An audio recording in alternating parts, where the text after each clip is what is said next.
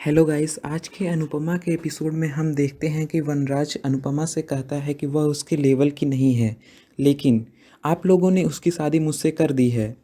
और यहाँ तक वो कहता है कि अनुपमा ना ही पढ़ी लिखी है, ना ही उसको कुछ आता जाता है, और उससे हमेशा सब्जियों की या फिर मसालों की बदबू आती रहती है। वनराज कहता है कि मुझे एक ऐसी वेल एजुकेटेड लड़की चाहिए थी वो अपने लिए, लेकिन आप लोगों ने उसको मेरे गले बांध दिया है।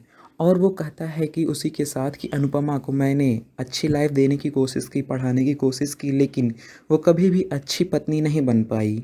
वनराज यहाँ तक कर देता है कि अनुपमा का किसी और के साथ चक्कर चल रहा है। तभी हंसमुख बोल पड़ते हैं और कहते हैं कि मुझे तुम्हारे जैसा बेटा कभी नहीं चाहिए था, काश तो मेरे बेटे नहीं होते।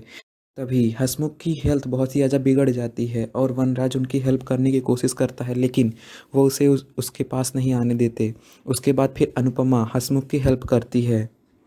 फिर अनुपमा कहती है कि जाओ हंसमुख के लिए जाके मेडिसिन लेके आओ।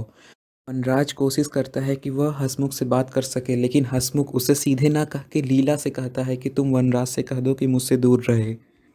अनुपमा हंसमुख से कहती है कि आप शांत हो जाइए, और संजय फिर वनराज से कहता है कि तुम किसी और कमरे में चले जाओ, नहीं तो हंसमुख की हेल्थ और भी ज़्यादा बिगड़ जाएगी।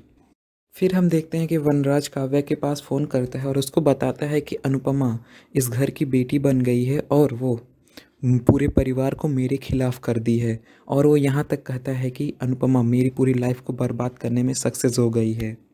यहाँ तक कि उसके बच्चे भी अब उससे हेट करने लगे हैं। काव्या को बुरा लगता है वनराज के लिए। वनराज कहता है कि मुझे अनुपमा से नफरत है।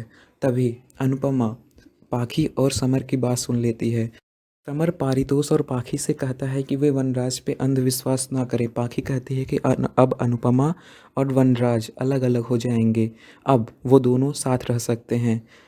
तब अनुपमा कहती है कि इस सब की वजह से मेरे बच्चे और हंसमुख लीला किसी के ऊपर इसका कोई असर नहीं पड़ना चाहिए, मैं सबको सुरक्षित रखूँगी।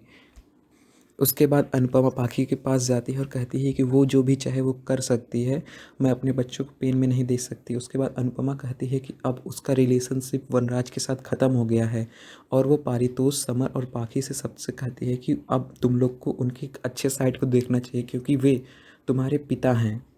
अनुपमा कहती है कि उन्होंने गलत काम किया है, लेकिन मेरे साथ किया है, तुम लोग के साथ कुछ भी बुरा नहीं किया है।